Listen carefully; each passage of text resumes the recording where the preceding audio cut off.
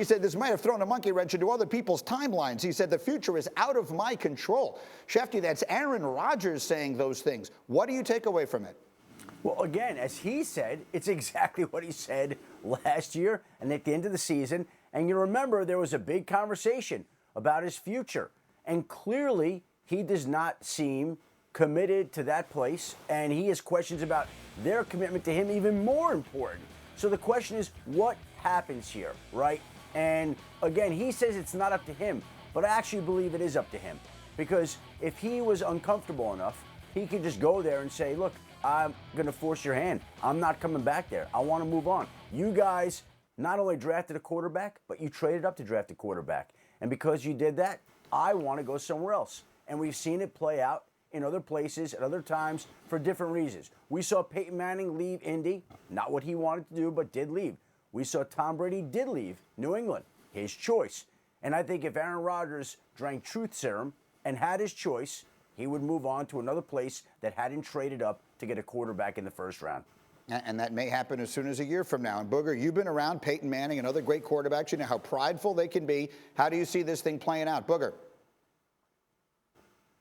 Well, Greeny, to Shefty's point, Aaron Rodgers, I think, is torn because the organization clearly doesn't want him. They drafted Jordan Love. They clearly want to move on. And you heard his words. Hey, his play may have thrown a monkey wrench in it because we all sat up here a year ago and talked about this was the year they could get out from under their contract. Well, guess what? There's no way possible you're moving on from the reigning MVP.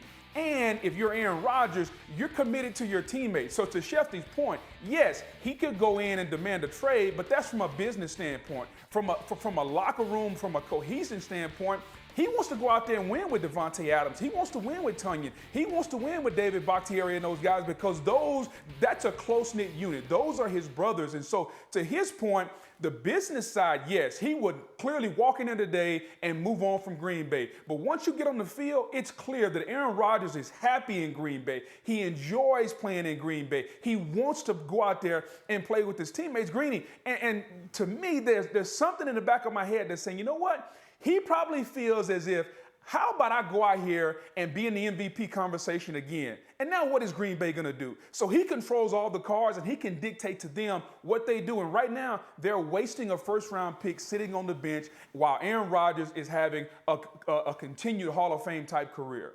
Go ahead, Mel. I think it was a good move drafting Jordan Love. I disagree with the guys. I think Aaron Rodgers, he did the same thing to Brett Favre. Aaron Rodgers slid. The Packers said, okay, we're not going to get a quarterback like this. We're not going to pick in the top 5. This guy slid all the way into the 20s. We take Aaron Rodgers when we have Brett Favre. They drafted Brian Brom in the second round after they already had Rodgers. They're trying to find a quarterback. It ended up being Aaron. Now you have Jordan Love. They got him at 26. He could have gone in the top 15. Nobody would have had an argument with that. So Jordan Love now is going to do to Aaron what Aaron did to Brett Favre. At some point, force him to move on. So I have no problem. The Packers at 26, Packers know they're not going to be picking in the top 5 or 10. And they got Jordan Love, just like it got Aaron, at a point in the draft where they felt like they were stealing a really bright young quarterback prospect. After this season, Aaron Rodgers will have played more seasons in a Packers uniform than any player in history, and maybe it will be his last.